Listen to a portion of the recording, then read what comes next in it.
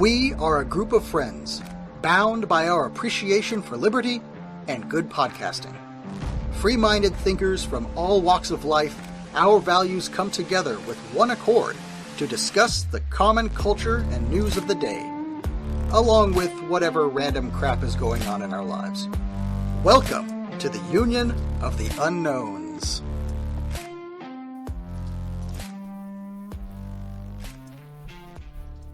Hello, good evening, and welcome to the Union of the Unknowns. I'm your host tonight, Keel Thor. With me is the British volcano buster himself, Terry Canary.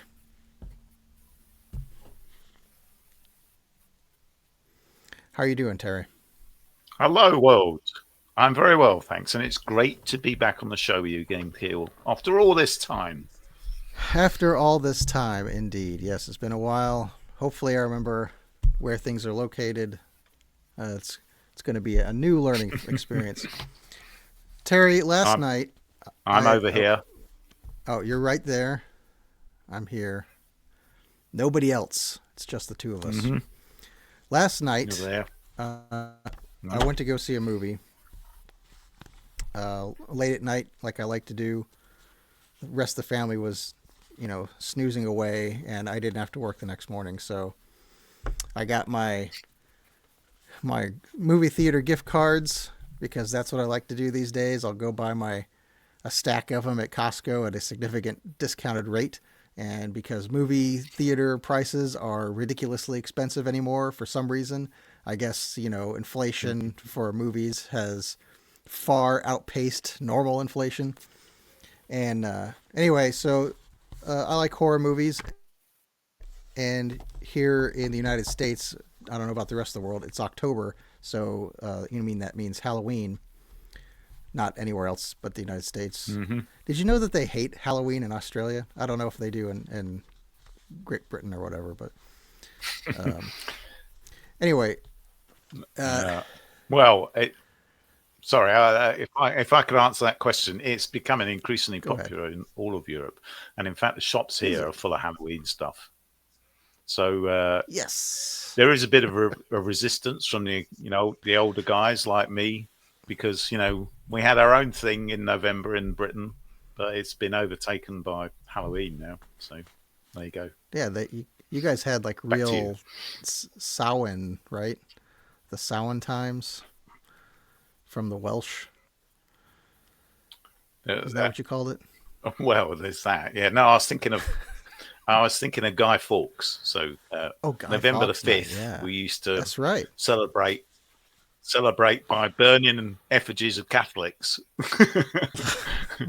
and having fireworks. So yeah, I myself celebrate Guy Fawkes Night, but instead I watch V for Vendetta and shave a Vendetta, a what you call it, mustache and a little beard on my face. Mm-hmm.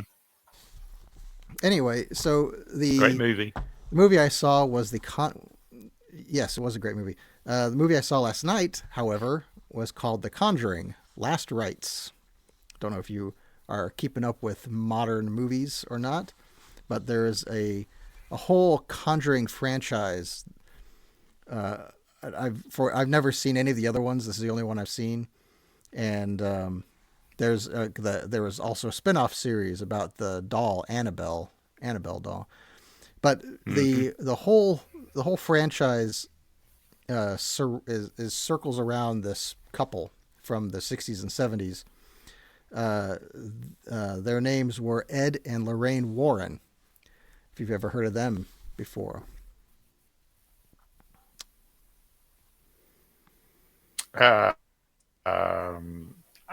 Is this the one that's based off supposedly a true story? They had some sort of haunted house or something, or anyway, perhaps you can elucidate me. I'm not really well up on this story. Yes, Ed and Lorraine Warren was a husband and wife team. Who were particularly they formed a paranormal investigations company in the 1950s, and then they were particularly active in the 60s and 70s. And you've surely have heard of the Amityville Horror. That was one of the big ones that they investigated. Mhm. But so several movies have been kind of based on their investigations and writings. And this one I saw last night was in the same vein, based on their investigation of a, a family home in Pennsylvania, or was it Pennsylvania? Pennsylvania. The Smurls was the family, is what their name was. But I've got all these notes here that I hastily printed out moments before the show. Anyway, I had heard of them before, but I didn't really know a whole lot about them. So I've just kind of been lightly researching them since I watched the movie. The movie itself had some good moments. It was about an hour too long. I didn't realize how long it was going to be. It started at 9:30 and I walked out of the theater at midnight.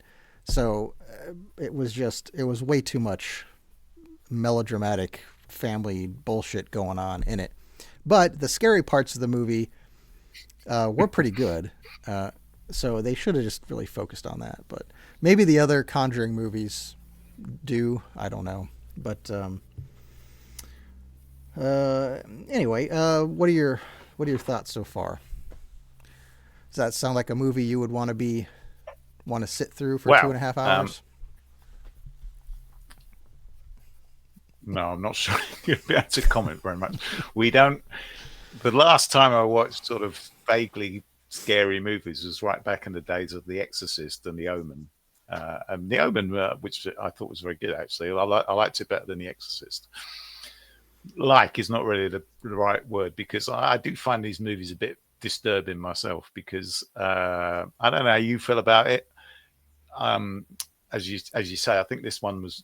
There's a lot of them that are supposedly based on true stories, and I think there might be something to it. So I always get a bit worried about watching these films about things that might actually happen to me. And also, Fiona is not very good with horror movies at all, my wife. So we don't watch them really. But I do know. I listen to a lot of podcasts about creepy stuff and paranormal stuff, and people talk about this sort of thing all the time. So I don't know what you think, but I do think there's something to it. So anyway, back to you. Yes, I agree. And if anyone's interested, we did do an entire show. What was that? The final episode of our first season, when we talked about paranormal stuff. Yeah, But great. yeah, I outlined some of my own paranormal experiences in that episode. So yes, I do believe that there is some kind of paranormal, whatever extracurricular things that physics has in its back pocket that we as humans can't possibly fathom at this moment in time. So whether that's, you know, Mm-hmm. God and spirituality, or if it's scary ghosts and people reading other people's minds and stuff like that, I don't know. I really don't know. But Ed and Lorraine Warren are an interesting couple. So they've investigated, by their count, thousands, or at least 1,000, like over 1,000 different cases over the course of the decades they were active. And in their investigations, one of the kind of running themes was that objects could become possessed by demons or hold some sort of supernatural significance. And the best way that they figured to deal with those objects was not like some things you couldn't, like this is part of this is based on what happened in the movie, because I'm sure that was dramatized and whatever. But in the movie, as they were explaining it to some of the other characters, some of the objects won't let you destroy them, or destroying them made things worse, So what they ended up doing was collecting these objects, and they had a room in their house dedicated to housing all of these various objects and things, which I didn't know about until I started looking into this. But that I wouldn't mind going to check that museum out. Apparently, it's not really open to the public anymore. Ed died. When did he die? Well, Lorraine, Ed died in 2006. Lorraine died in 2019. And ever since she passed away, the museum has been handled by their son-in-law, whose name escapes me for the moment. But John, what is his name? Oh, it was Tony. John, Tony, same thing. Anyway, Tony is their son-in-law's name, and he handles the museum now, and it's apparently only by invitation only or something like that. But it sounds kind of interesting. Well, the most famous artifact is a Raggedy Ann doll that they called Annabelle, and that was the basis for Oh yeah.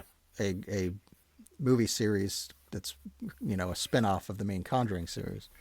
But yeah, they have all these dolls and toys and furniture and things that are supposedly haunted and demonic and whatever. So I don't know. A lot of people probably rightly have reached the conclusion that a lot of this stuff is bullshit that they're just getting famous off of. But I don't know. Who knows? What do you think? Are dolls and things possessible? I've heard of this place. I think people donate their supposedly haunted objects to them to sort of kind of get rid of them. But it's if you do believe in this sort of thing, it sounds like an incredibly dangerous place. As I say, I listen to a lot of paranormal podcasts. In particular, I'll give a shout out to Jim Harold's Campfire, where ordinary people ring in with their creepy tales. It's very good. And you hear stories like this a lot of people sort of buying an object. The classic tale goes along the lines of, they find this object at a yard sale or a junk shop or something, and they think, wow, that's really cheap. And the owner seems very keen to sort of sell them this thing. Oh yeah, you should buy this. This is great. And then they take it home, and sort of bad things start happening. And then typically they get rid of this object, and normally everything goes back to normal, but not always. So that's like I said earlier. I do think there's something to this. So as you say, maybe these people were making money out of it, but. From what I do know about these people, and from what I heard about them, I think they just genuinely started as, investigators trying to sort of find out things that were going on. But often when, people start off with good intentions, as we know, that they can sometimes stray off and think about just making money off it. So, but yeah, I do think there's probably something to it. So, I was going to ask you a question about the series. So, I don't know how many of these Conjuring films there are. I have heard of them. So do you think each one is based off a real case? I think so. They've got, all right, so there's The Conjuring from 2013 that talks about the Perron family haunting in Harrisville, Rhode Island in the early 70s, where the Warrens helped with alleged witchcraft-related spirits. And then The Conjuring 2 in 2016, inspired by the Enfield poltergeist case in England, which you may have heard of, 1977 to 79. And they assisted with that. And then there's spin-offs like Annabelle from 2014. And there's got to be more than that. Or maybe not. I don't know. But I'll tell you a personal story I've got. And I don't think I told this in our spooky ghost episode, because I don't think it really came up. But when I was a kid back in the 80s. Normal service will be resumed as soon as possible. Here he is. Oh, did you blink out? We lost you for a moment there, Keel. Oh, you seemed fine to me. Or maybe I don't know if it was me that blinked out or you that blinked out. Oh, right. I think I lost you for a bit. Well, I was about to tell a story about an object that in my personal history has an interesting story. I think it's interesting. When I was in the early 80s, when I was a kid, my family traveled. I don't remember where we were going, but we ended up going through New Mexico, and we stopped at this Indian reservation at like a little gift shop on the way along the highway or something like that. And my mom who's always been into kind of the southwestern motifs. Like she'll always have pottery or a rug or something hanging on the wall that's got like a Native American or a southwestern color scheme or a pattern to it somewhere in the house. And she ended up buying this little, I guess it was probably about that big. It's a few, just, I don't know, 4 or 5 inches tall. It was a little doll of like an Indian princess, like a little girl doll. And it was, not for, I mean, I don't know, maybe it was for playing, but it was just kind of handmade decoration you'd set on the shelf. And so we lived in Texas at the time, and we got back from our trip, and she put it up on the shelf on the little display. And I can't remember all the examples of what happened shortly after that, but I think there were some kind of weird disturbances that my brother and I would notice, like noises and things in the house we hadn't noticed before. Could have all been there and before we just, was in our heads. But one thing that was undeniable was that doll would find its way off of that shelf quite regularly. Like she would set it up on the shelf in, plain view. And then we'd go somewhere and come back and it would be on the floor away from the shelf. Like it had jumped off of the shelf. And it happened multiple times. And my mom, and we all kind of joked about, the doll fell off the shelf again. And so she would push it farther back in the shelf because it was kind of a deep shelf. So even if it tipped over, it would still be on the shelf, but it would still find its way off the shelf. And then so we got to a point where we had this little plastic drinking cup, and she put it was a clear plastic cup, so you could still see the doll. She'd set it in the cup, so there was no way for it to like fall over or tip over. It was very solid base, and it still managed to find its way off of the shelf when we weren't looking. And Man. It scared well, I always thought it was kind of neat, but it scared the shit out of my brother. And to this day, doesn't ever, I mean, I don't know what happened to that doll. It got packed away during a move or something, not in the years later, but to this day, my brother's like, don't ever bring that doll out. I don't know what it is. Hopefully somebody destroyed it. He doesn't ever want to see it, but I kind of want to revisit that doll one day and see if I can find it and put it up on a shelf somewhere, and maybe someday it'll jump off again. Had this tendency to want to travel. Yeah. So, but nobody was attacked or there weren't I've got some demonic nightmares or anything. But go ahead. Give me your questions. So I've got, that leads me to a few questions, right? So question one, was there anything happening in the house before the doll arrived, or maybe after you got rid of the doll, once you got rid of it? And then question two was, your brother's the scientist, right? So what did he make of, did he believe in it, or did he sort of not like to talk about it because it challenged his beliefs? And what was my third question? Yeah. So did you get rid of the doll, or do you know what happened to it? Well, all right. So I don't recall if we had any sort of paranormal things happening in the house before that. I think I remember noticing that stuff afterwards. I don't know. My memory about the whole time is kind of phasey. The only thing I do recall is that doll famously wanted to travel, and it didn't want to stay put on the shelf. No matter how we set it up there, it always wanted to get off of that shelf. And well, my brother, we believe it's haunted in just kind of a jokey way. But no, my brother isn't such a hardcore scientist that he would just cast aside any sort, maybe in his reality part of his brain. Yeah, he doesn't believe any of that stuff. But he still makes comments whenever the subject comes up in our family.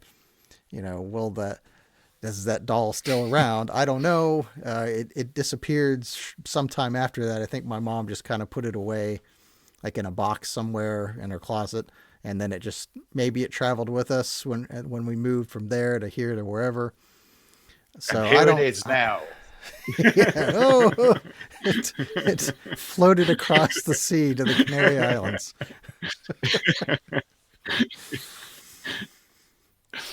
No, That but is a yeah, creepy story.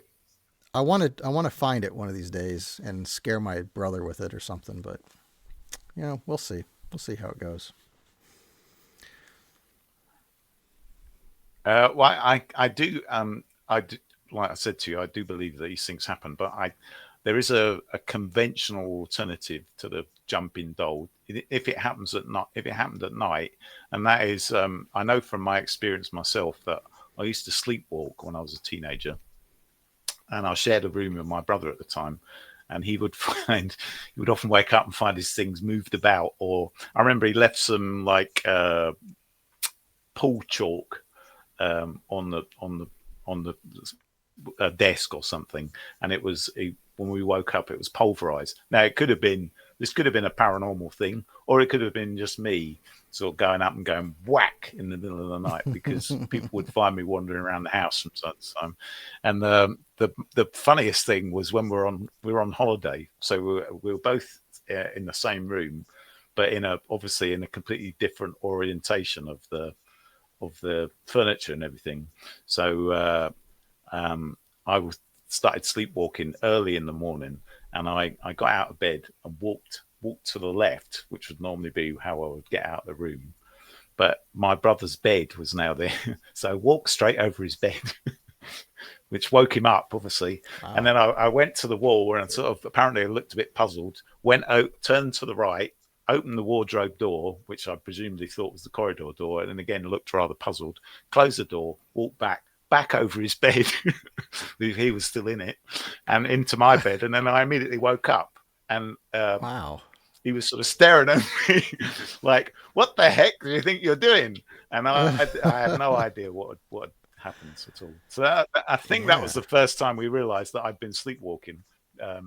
So Well, that could be a possibility. I remember the doll would be knocked onto the floor. We'd leave, like when we first noticed it happening, we would, if we were going out to eat or something like that, we would check the doll. Oh, let's check the doll and make sure it's on the shelf. So we'd check the doll, it's on the shelf securely, and then we'd all leave, and then we'd come back and the doll would be on the floor. So it wasn't necessarily at nighttime thing, but yeah, that I does don't sound. recall that many details. However, I will say that I used to sleepwalk as well, and I only have, well, I guess 3 stories, but I've got.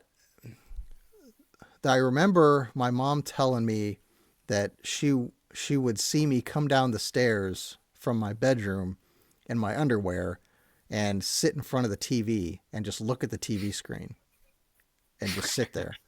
And like it wasn't even on. I would just sit there in front of the Wow. TV screen like it was some weird kind of muscle memory or something. And I guess I wandered back upstairs after that. I don't remember doing that at all, but I do recall I was in the No. middle of a dream about I you know I, I'm a nerd, and Dungeons and Dragons is part of my childhood, and I remember having a dream that was something Quite right. Dungeons and Dragons related, and I remember being walking down a corridor, like a stone corridor or something like that, and anyway, in my dream. And so but I snapped out of it real quick, and I remember I was standing up at the foot of my bed looking out over the edge of my bed, like I was standing up. And I woke up and I'm standing, and it kind of was surprising to me, and I just fell like down on my butt, and I was like, "Whoa, what's going on?" Oh, So I actually woke up wow. from in the middle of sleepwalking. I don't know where I had been prior to that moment, but I got up and walked to the edge of my bed and then woke up in that moment. So that was kind of crazy. And then there was, I Yeah. remember my Um, brother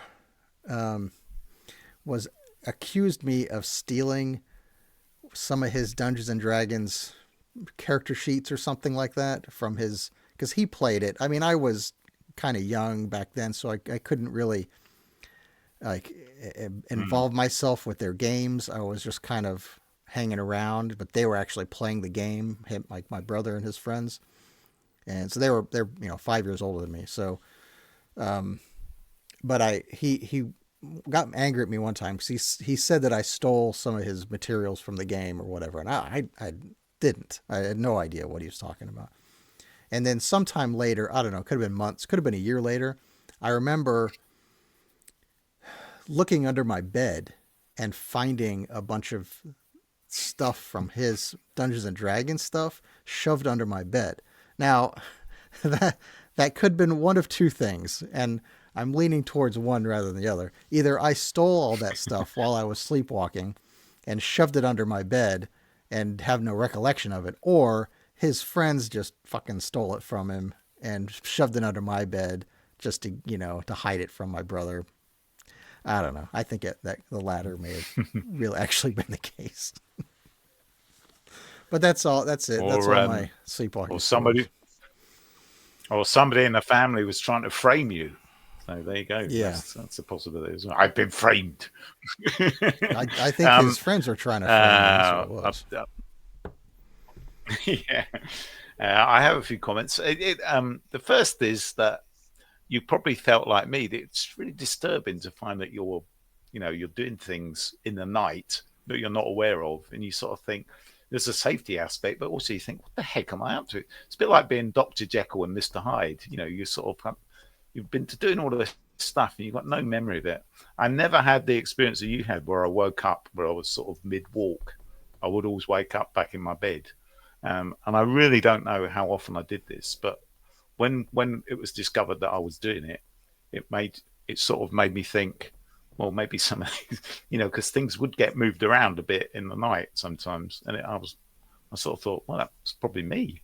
And the other comment I was going to make was about the paranormal stuff. You probably heard this idea that because teenagers are going through all these changes, and typically with sleepwalkers, it happens when you're a teenager and you normally grow out of it. I'm pretty sure I don't do it anymore, and you probably don't do it anymore either. And there's also this idea that, like poltergeist, the phenomena are connected to teenagers, and quite often, I think in the classic Spielberg film Poltergeist, it was sort of centered around this teenage girl, wasn't it? So there seems to be something. The paranormal seems to be either attracted to these people, or maybe they've got access to sort of energies that we can't sort of, we lose the ability for when we get older. I don't know. So what do you think? I think you are mostly correct. I don't know that I sleepwalk or have ever sleepwalk and past that age in my life. And I was not a teenager at that time. I was probably 8 years old. And if I'm not mistaken, Carol Ann from the Poltergeist movie, she was like 4 or 5, when that stuff was going on, or at least the character in the movies were. Oh, was she? Yeah, there was that's a long time since I've seen it. She had a teenage sister and a brother that was in the middle kid. So that may be what you're thinking of. And that the teenage actress that played her older sister, I think she was the one that got killed, murdered by her boyfriend shortly after that movie was made. And that was kind of one of the big deaths that was surrounding the Poltergeist series. Because I don't know if you remember that. There was controversy about that movie. Yeah. But I love that movie. Poltergeist is one of my favorites. I'll tell you, when I was a kid, when that came out, it scared the shit out of me. And I don't know if my parents took me to see it when I was 5, 6, 7 years old when it came out, whenever it was. But for whatever reason, I knew that movie really well. Because I remember I must have been 5 or 6 years old. And it would come on the TV. Like, I don't know, my parents had HBO premium cable or something at the time. And so I would see the opening credits. and I would get spooked and run out of the room because I'm like, I'm not sitting around for this movie again. This is crazy scary. But I knew the movie, so I don't remember seeing it in the theater. But it must have been something. I must have seen it, like that. But anyway, yeah. But I love it now because it's just ingrained in my, childhood. Much like horror movies, I love horror movies. It scared the shit out of me as well. And I was a lot older, but yeah, still Spielberg's very good at that sort of thing, isn't he? It's just not my camera. What I was going to mention as well was that referring back to our spooky Christmas special show again, the things I brought up were this thing called the disappearing object phenomenon, which is similar to your creepy doll. And the people who write about this say this is the most common paranormal experience that everyone experiences, but they don't think of it as paranormal because it's like you put your pen down somewhere and you go to pick it up again and it's moved somewhere else, and sometimes gone somewhere completely ridiculous that you couldn't have possibly put it there. So that's a common thing as well, and there's a couple of books about it which are great actually. One's called The Disappearing Object Phenomenon and one's called Jot, which is just one of those things, and some of the cases are ridiculously crazy. So are you still there, by the way? Because you've frozen for me. No, I'm there. I was listening. I promise. All right. So yeah, there's some amazing ones, like somebody's doing the washing up in a bowl, and then they go to get the next item. The bowl's completely disappeared, and they find it weeks or possibly even months later, stuffed at the back of the cupboard behind all this other stuff, with the washing up still in it, and the sort of really horrible, sort of slimy washing up liquid. Yeah. And there are cases where an object disappears and one comes back. It's not quite the same. Like there was one where somebody lost a library book they had a pile of 6 library books they'd taken from the library, and they knew which each title was, and one of them changed to a completely different title. So yeah, there's a lot of, the world's full of weird stuff, isn't it? Really. So, yeah.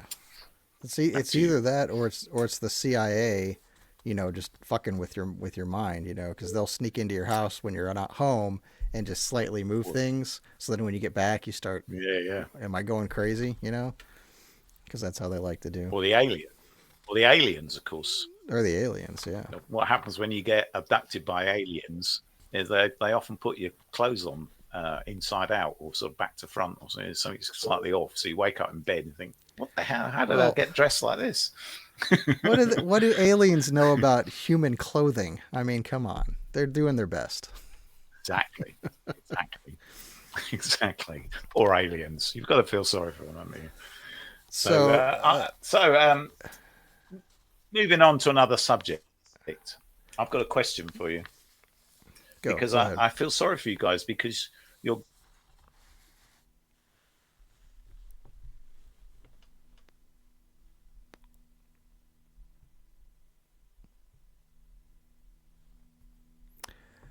Terry has Did you get all frozen. That? No, I didn't. You froze up right when you said. Oh. I feel sorry for you guys, right. And then you froze up, and then I didn't get anything after that. Well, that's because I was talking about. Oh, you're doing it again. I think the spirits are imposing themselves on our podcast show here. That's kind of spooky. Every time I say this, the connection goes. Is this a coincidence or not? Leave me alone, CIA. Just pick on your own citizens. Right, here we go. I feel sorry for you guys because your government is shut down, and I don't understand how you're getting anything done over there, or who's telling you what to do. I mean, how are you coping? I love the memes about that whole thing. It's so stupid. Nobody notices. What they do is they put people like, for example, my brother. He's employed by the federal government, and he's currently not having to work because of this shutdown, right? But you know what? It doesn't make any difference at all because at some point they're going to come to some compromise and they're going to reinstate everybody that's currently on Yep. furlough and they'll all get their back pay. That's how it's not like they weren't being paid and we're saving money at Is this that right? point. They're just paying them all the money that they would have been paid during the time that they were on furlough. So basically they're just getting a free vacation. That's all it is. Yeah. Well, although Trump has taken the opportunity to fire some people, I believe he shut down an entire little department that only had like 100 people. Yeah, that part does happen, but you know, as nice as that kind of stuff sounds, you know, like the whole Doge Department of Government Efficiency sounded, Sound great. it's really not. I mean, it doesn't matter how much you slash. The giant government machine isn't going to let you, you know, rein any of it in. It's just going to keep going Absolutely. and snowballing down that hill towards, you know, hell that we are dreading, that we all can see coming. But at some point, I don't know what that hell is going to look like. A nuclear holocaust or some kind of, you know, the dollar bottoming out and everybody goes crazy and whatever it's going to be. Who knows? I guess they don't have government shutdowns. Or some DEI nightmare where, you know. Didn't they have the government rolled back everything in Greece a few years back? Wasn't that a thing? And there were riots and well, I don't know what the resolution was. Yeah, the EU. Well, you're probably talking about they had a sort of populist government voted in that were very anti-EU and wanted to sort of kind of balance the books and, you know, all these crazy ideas, you know, not running in a huge debt. But the EU kind of lent on them, and that was the end of that. So they kind of capitulated straight away, and it was back to the same old in the end. So, which is what tends to happen, of course. So, yeah. Yeah, we've never had that. We don't really have government shutdowns over here, but does it make any real difference? I mean, can you like not go to national parks, or can you not pay your taxes? I've heard people. I mean, I've heard stories that there's fewer rangers working the stations at the parks and stuff like that. But I honestly have never noticed in my comings and goings. I couldn't tell you that it's all just in the news, the noise of the news that comes in here and there, and they say well, I mean, my brother is not working. That's the only thing I can tell you. But his work didn't affect my day to day anyway, so I couldn't tell you that it's really that big a deal. And it's not like anything is shut down, as far as I can tell. It's just they just haven't figured out the budget yet. And so once they do, everybody that wasn't getting paid or wasn't working at the time will finally get paid. You know, that's just how it works. And it's all political posturing and rhetoric. It's all a load doesn't really mean anything. It's all a load of nonsense, isn't it? Because everyone knows there's going to be some sort of agreement in the end. But I mean, in Europe, the sort of paralysis of government is more common because in places like Italy, for example, they went through a big period where they couldn't really get to, because you have to have you have lots of parties and you have to have an agreement between them to sort of form a majority, and quite often that doesn't happen. And France at the moment has got they've now on their fourth prime minister, I think, in like a matter of months, because Macron keeps appointing a prime minister and he kind of loses a vote of confidence in the parliament, so then he has to resign. And the latest one, the guy resigned because he said he wanted to do all these budget cuts, and he got a lot of opposition. sack a lot of people, presumably. So he said, "I can't do this. I'm resigning." And then Macron has just in the last week reappointed him. So he said, "No, you've got to come back." So yeah, Well, it's crazy stuff. So his and husband nobody, as you say, nobody notices there's any difference. His his husband. his his husband probably talked him back into it. Yeah, that guy's a good guy. I put him back on. Yeah, that court case will be, if it goes ahead, it'll be very interesting. Um, Candice Owens says she's all for it because she wants to get Discovery, and the memes about that are quite good as well. There was one that said, they're begging Mrs. Macron not to show photographic proof that she's a woman. Right, and that whole thing is so ridiculous. It's the clown world we're living in. It hasn't gone away. We're still there. It's a There's no other way to describe it. Oh, you can. However, I will say it could be true. It could be true. Their relationship is fucking weird. You got to say it that at least. She was basically grooming him as a young teenager When he was 14 or something, right? But I mean, he's probably just as weird as all the other world leaders. That's right. Yeah. Yep. Yeah. Yep. I haven't dug into that story. I think it's just ridiculous, so I've kind of ignored it. But from what I've heard, the Macron's current wife, when she was 30 something, saw him in a stage play when he was 14 or 13 or whatever it was, and like it was love at first sight, right? That's the story. How do you? I don't get that. Even if you've got that, pedophile spark in you or whatever that is, and you see somebody that's not, there's no follow through, right? You don't go and get married to that person and live with them for decades. I don't understand that relationship.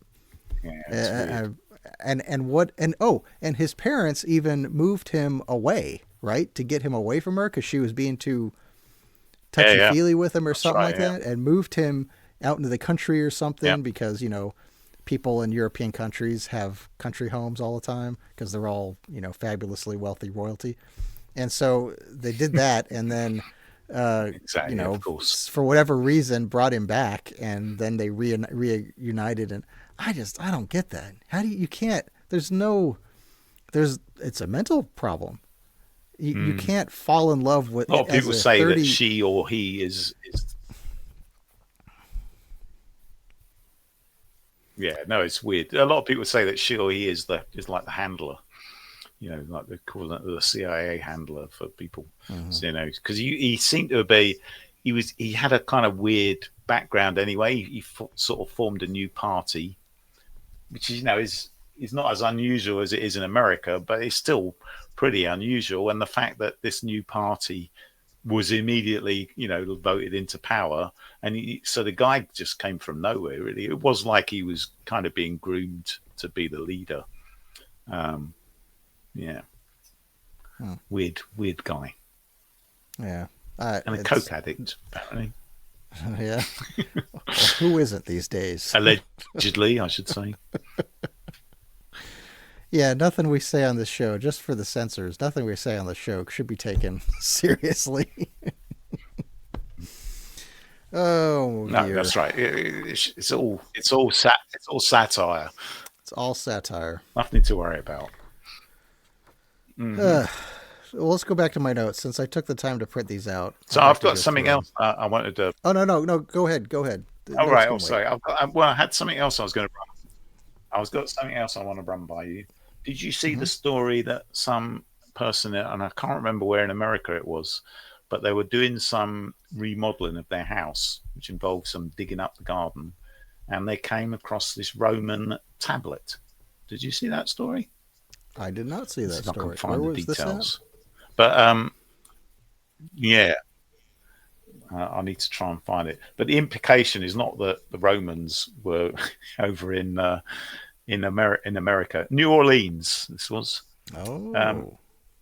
I think the story was that one of the previous owners of the house was a World War II veteran, who was in Italy Mm-hmm. at the end of the Second World War, and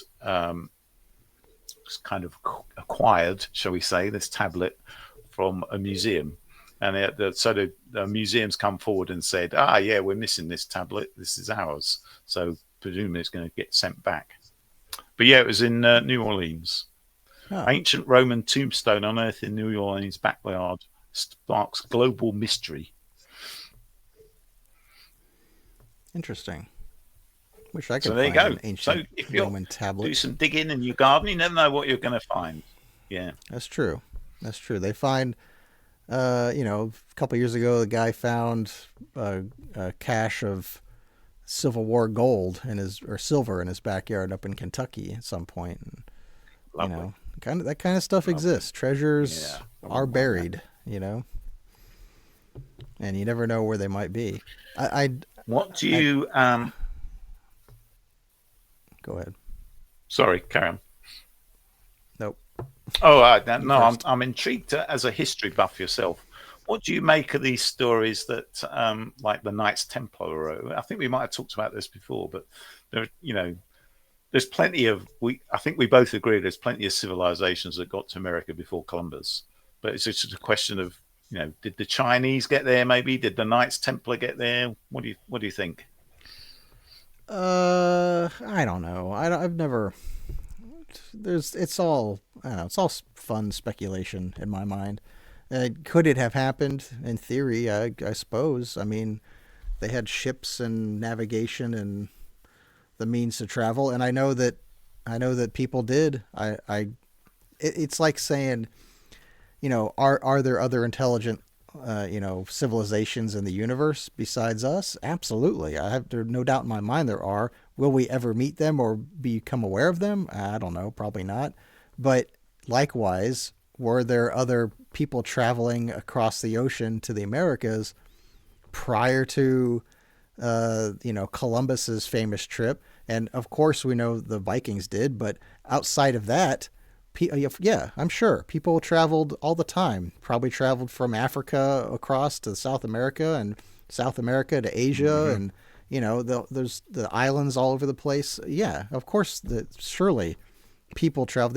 Maybe they didn't know where they were at, and they came back, and Mm-hmm. or the Indians scared them off or something. But yeah, of course there were. But I don't know if the Templars did. I have yet to see any good evidence for that in the shows and things and documentaries I've seen. I don't know. Seems like if if they because the theory that I had always heard was that the Templars got run out of Europe, and so they grabbed all their treasure hoard, including the Holy Grail, and went up to Scotland for some odd reason. Ended up there, and That's right. then Yep. from Scotland sailed across to Oak Island because that's their theory. The Oak Island guys say that's happened. Absolutely. Yeah. I where where would they? Why would they have gone that way? I don't think they would have sailed off into the sunset with a ship full of gold or something. They would have taken that somewhere that they knew they could go to, and I don't think the of like knowledge of the new world was flittering about back then, really, because that was hundreds of years um, before Columbus. And I know that people did travel. Like I said, surely there was lots of people that had gone across through the Americas before that, but I don't know that navigational maps and things were around that could have been a viable option for them to do. And I don't think they would have taken that option unless they knew it was viable. Like there would have to have been some way to connect the Templars to knowledge of the lands across the sea, like in a real solid way. Does that make sense? That's why I don't believe that the Templars did. Yeah. Maybe they did, but I haven't seen any evidence of that. I don't see how they would have. it's a nice story, but yeah, Yeah. it needs a bit of a leap of faith. I suppose their motivation would be because they were kind of made an illegal organization by the Pope, and all of Western Europe, all of the West was kind of Catholic then.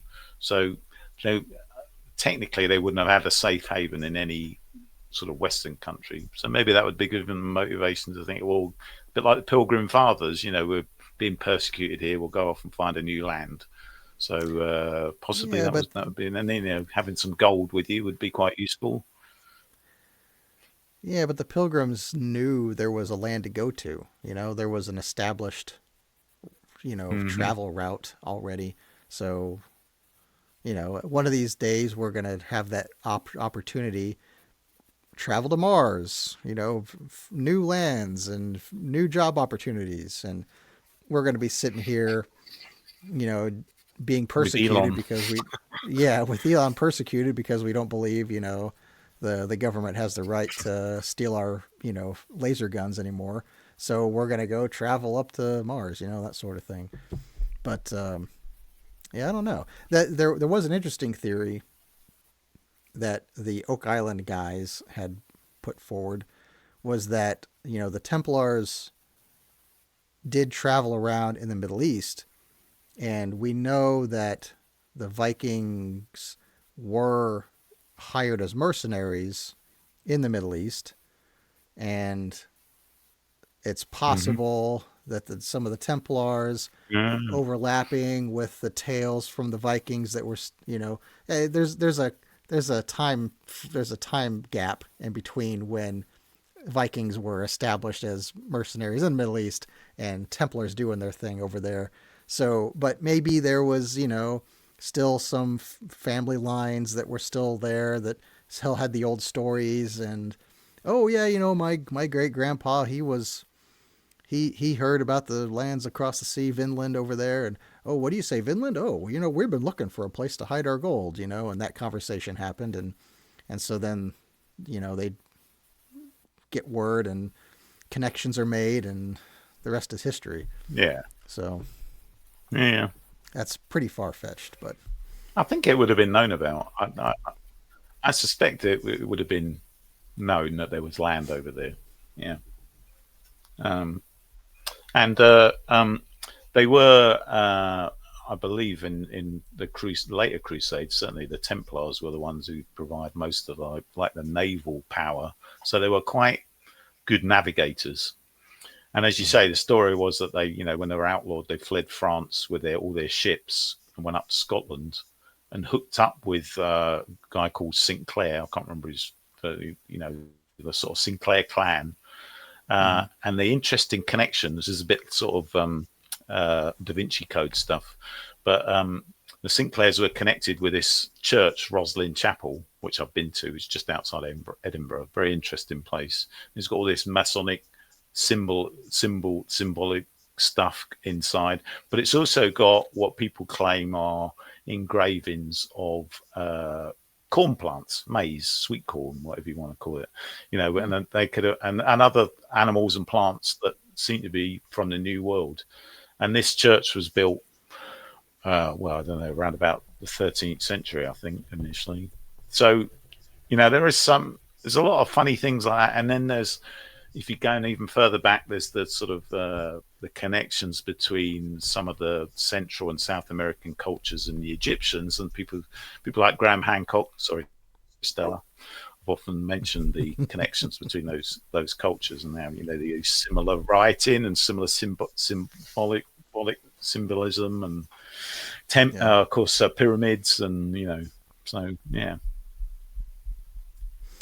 yeah. I don't know. I think I don't know. They're a big monumental scale stuff up in, like, Illinois area too, way up in the north of America, like North America.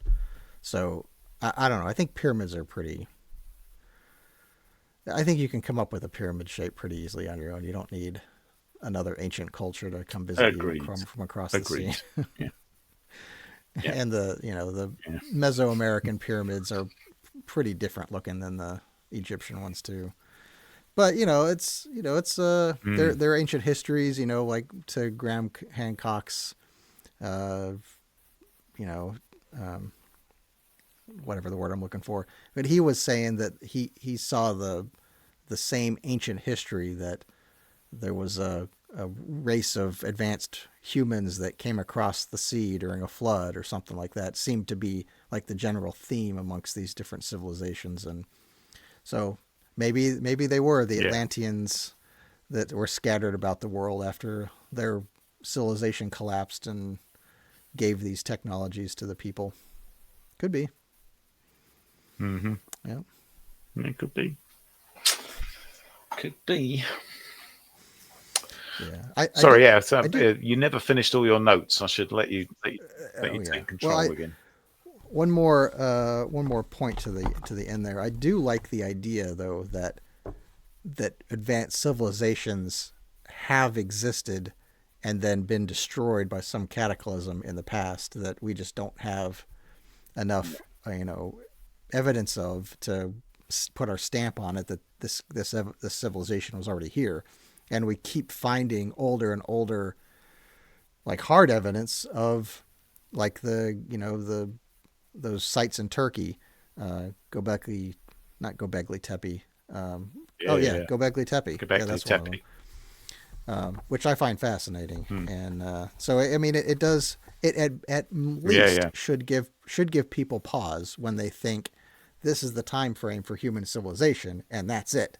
They shouldn't do that. They should say this is what we think the time frame is now, but we could have some variations in the future because look at what we found here and what we found here.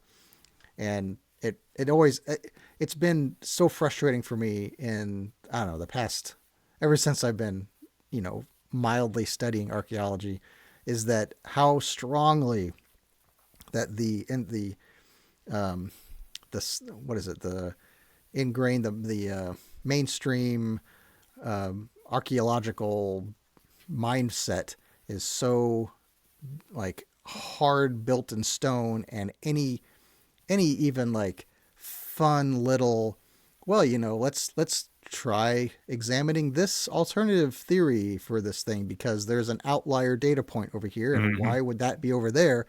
Nope, that outlier is just an anomaly. It doesn't mean anything. This is the way it is, and that's the way, and it just shuts out everything else.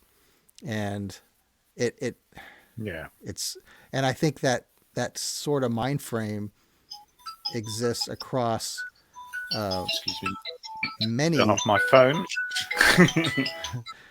many institutions in Sorry higher about learning for especially like in university, like the university systems. And you've got all those you know great top of the industry thinkers and people that all the scientists and people that set the tone for what the mainstream should be doing. And when you write your thesis to get your doctorate, you better be toeing the line here, or else you're not going to get any recognition at all.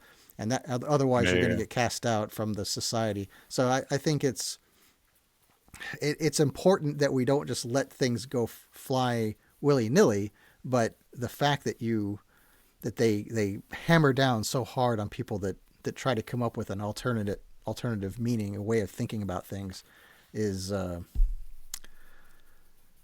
Yeah. frustrating. You know. All right. I Well, okay. think So I've I think that yeah. Go charge ahead. could be levelled at a lot of academia now. Yeah, academia is a So I was problem. just going to say you could apply that to a lot of academia now. So Yeah. over to you.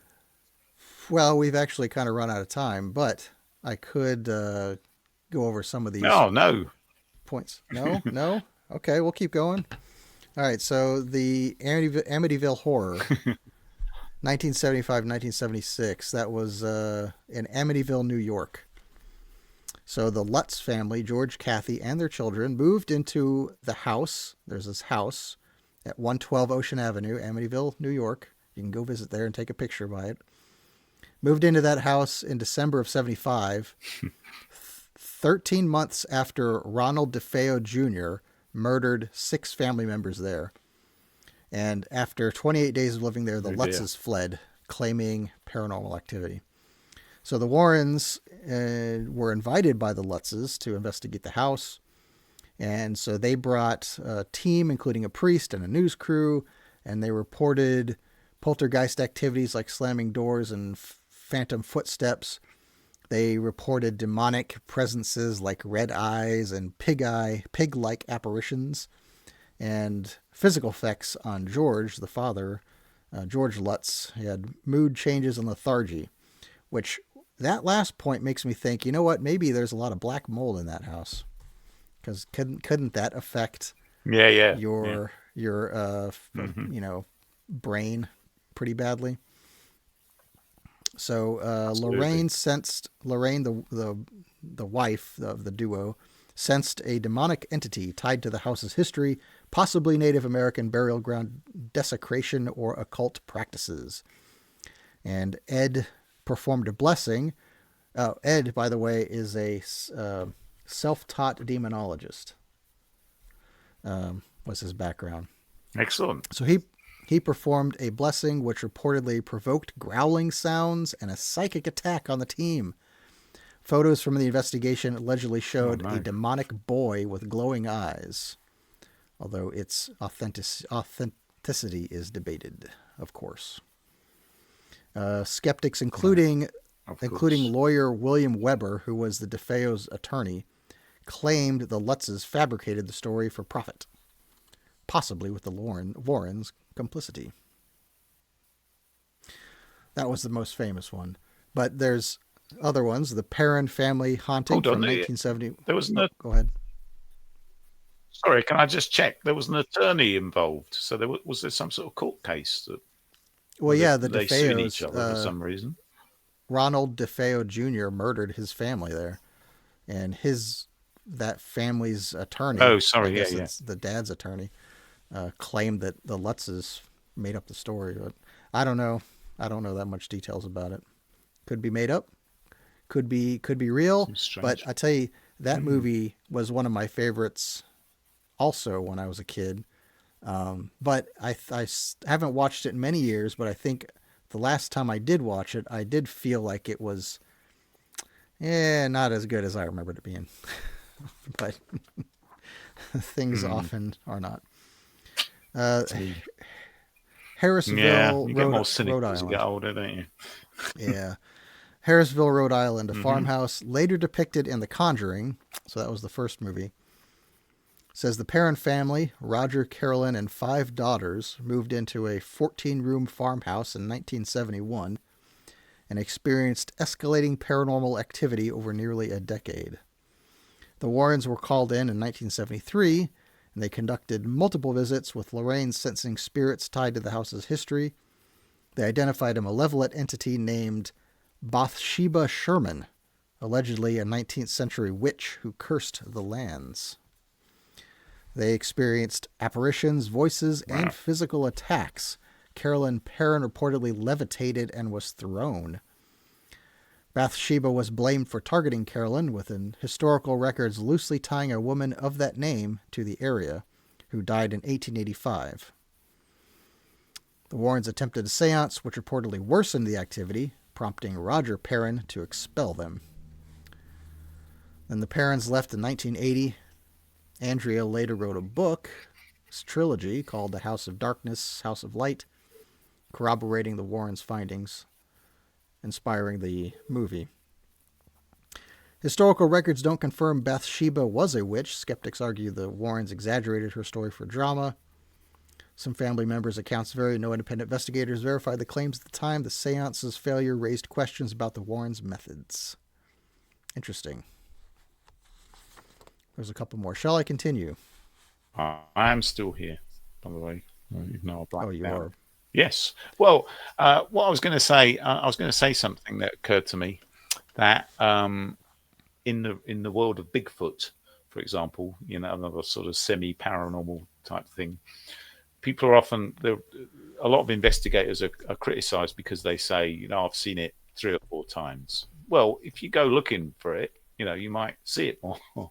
So it occurred to me that the fact that these things happening to these paranormal investigators all the time is not that unusual, because they're going out seeking these places where things are happening. So you can't really, it's easy to be skeptical and saying, I don't believe it can't possibly be happening to them all the time.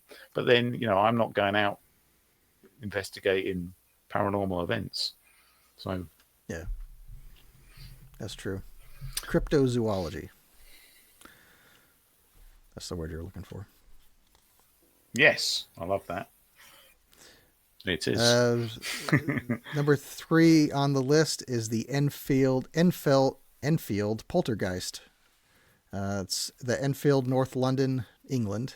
It was a council house, whatever that means. The Hodgson family. There was a single mother, Peggy, and 4 children. Government house. What's it? Government house. Primarily Janet and Margaret. Reported poltergeist activity starting in 1977, including furniture moving, knocks, and Janet speaking in a demonic voice. Yeah, the whole voice speaking thing, that just sounds like somebody trying to get attention, if you ask me. Warrens visited briefly in 1978, invited by media attention, though their role was minor. I guess there were lead investigators Maurice Gross and Guy Leon Playfair from the Society for Psychical Research. They claimed a demonic entity was involved. Yeah. So Janet Hodgson, aged 11, exhibited behaviors like levitation, trance-like states, and speaking as, quote, Bill Wilkins, a deceased former resident who was verified to have died in the house. The Warrens supported claims of demonic possession, though they didn't conduct exorcisms. Audio recordings captured the Bill voice, and photos showed Janet seemingly airborne. That inspired the movie The Conjuring 2. Levitation is quite hard. Levitation is quite hard to fake, isn't it, really? You can fake voices and, knocks and all sorts of things, but if you levitate off the bed, that's quite tricky to do. Yeah, but I think I've seen the picture. I think there's a picture of her levitating or floating or something, and she's just like scared, like in the midair. But it's a still photo, so she could have just jumped and somebody snapped a picture. I'm jumping. Yeah. All right, now here's the last one I'll get to. Is Annabelle the doll. Was initially the location is initially an apartment in Hartford, Connecticut, and then now it's in the Warrens Occult Museum in Monroe, Connecticut. So a nursing student, Donna, received a Raggedy Ann doll as a gift in 1968. She and her roommate reported it moving independently, leaving notes and causing disturbances. And the Warrens were contacted in 1970. The Warrens investigated and concluded the doll was possessed by a demonic entity, not a spirit named Annabelle Higgins, as initially thought. So they took it to their museum, where it remains in a glass case. The doll allegedly attacked a friend of theirs, a friend named Lou, leaving scratches and moving aggressively. Lorraine sensed a malevolent force, manipulating the doll to gain a human host. After a priest's blessing, the activity reportedly ceased, but the Warrens kept it locked away, claiming it was still dangerous. No physical evidence exists. The story relies on witness testimony. Skeptics argue the doll story was embellished for fame.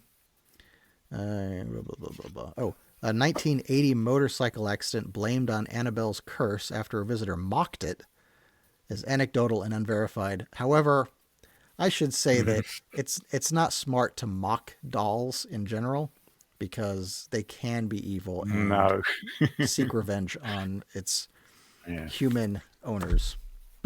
There you have it, folks. A brief story of the Warrens. Yeah, that was good. Dolls are creepy in general, I find, and ventriloquist dummies in particular, I find it extremely creepy. Yeah. So don't ever send me one of those, viewers or listeners. You'll get it straight back. But I was just going to round off because we're probably coming to an end here.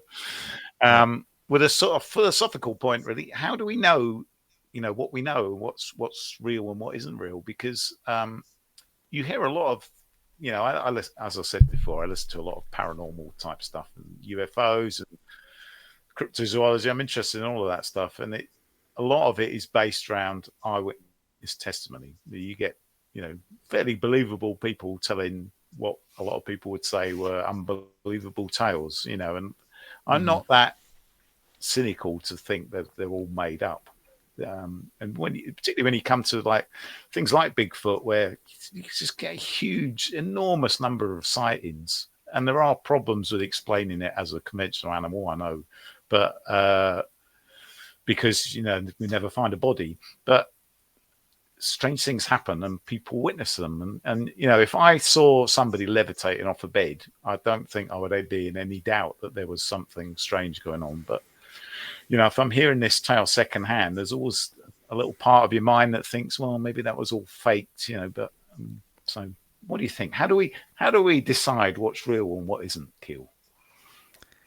I think that's been the question that helps define the human condition, right? I mean, part of us, part of our culture is not knowing what the unknowable, who created God, what happened in the moments before the Big Bang, what was it like before you were born, what happens after you die. These things we don't know. Mm-hmm. We can only speculate and have our own faiths and beliefs, and I think that's a big part of what makes life interesting. Is these things we can't define. We don't know. How do we prove or disprove any of it? I don't think we can. Can we? Ghosts have been a thing that people have talked about since talking has existed. We've always had shared stories about supernatural events that occur in your life, and you have to, could you have the right camera in the right place at the right time? How do you manage that? It hasn't happened yet, so maybe that means none of it exists. Maybe it's all just a trick of the light. Maybe it's all electromagnetic interference running through our houses these days. See, maybe since all of the ghost stories seem to be of Victorian era people, maybe it's because that's when we started putting electricity in our houses, maybe. That could be a plausible theory. Good point. Good point. Or and maybe it's, but you're right. Black mold in your walls, you ate too many mushrooms when you were a teenager and you're having a flashback, a lot of these things. Who knows what's going on in people's brains? Those are the conventional kind of explanations to the and things like ultrasound, or infrasound causing it. But I mean, to me, that's just an effort to debunk this stuff, which I do believe is a real phenomenon. But as you say, it does make life more interesting. And I'll tell you something that really makes life really interesting, and that is to tune in regularly to the Union of the Unknowns podcast. Yes. So I was going to ask you, Keel, how might our viewers and listeners get in touch with us? Well, Terry, I'm glad you asked. They can find us on unionoftheunknowns.com. That's our Linktree page. It's got links to all of our social medias, and we've got a ton of them. And you can connect to us however you feel most comfortable in your day-to-day life. Or, you can email us at unionoftheunknowns@gmail.com. That's our direct link. So we'd love to hear from you and your ghost stories, and that means you. That guy with the glasses. That means you, viewers and listeners. All right, then. That about wraps up. I want to thank Terry for joining me. It's been a while, and I'm glad we could have a few minutes to make a show, and I'm glad to see all the audience members out there. Great. Thank you for your support, and thank you for listeners and viewers and everybody in between. We are the Union of the Unknowns, and we are out. Thank you for tuning in for another episode of Union of the Unknowns. You can find new episodes every week on all your favorite podcasting networks.